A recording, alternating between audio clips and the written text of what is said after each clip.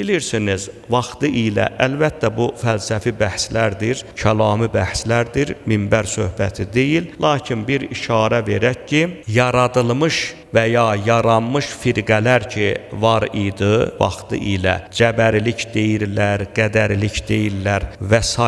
Onların bir hissəsi insanın ağacdan yerə düşmüş bir yarpağa bənzədiyini və külək o yarpağı hara qovursa, o yarpaq da küləkdən asılı olduğu üçün o istiqamətə qovulduğunu iddia ediblər. Əslində bu kimi fikirlərin yaradıcısı Əməvilər xilafətidir. Əməvilər dövründə onlar Əməvi hakimləri Əhl-i Beytin, o cümlədən insanların başlarına gətirdikləri müsibətlərdən öz yaxalarını kənara çəkmək üçün bizdə nə var ki, bu əzəldən Allah tərəfindən yazılıb, biz sadəcə olaraq bir icraçıyıq deyərək cəmaatı aldatmağa başladılar. Məsələn, Kərbəla hadisəsindən sonra bu təbliğat özünü daha da kütləvi şəkildə göstərdi və bununla da Yezid məlunun üzərindən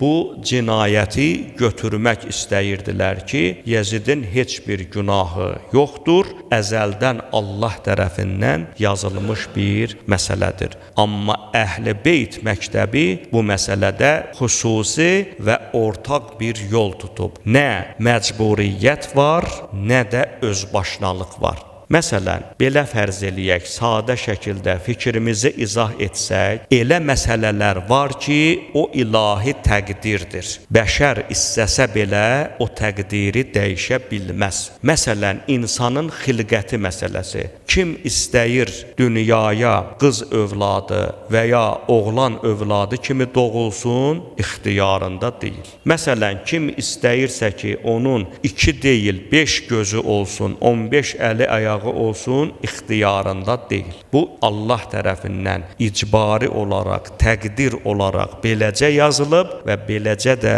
davam edəcəkdir. Amma bəzi məsələlər ki var, orada insan azad iradə sahibidir. Məsələn, əlimi istəyirəm, belə saxlayıram, istəyirəm, yuxarı qaldırıram. İstəyirsən savab əməllə məşğul olasan, istəyirsən günah əməllə. Bu işləri buraxıb Allah sənin ixtiyarına.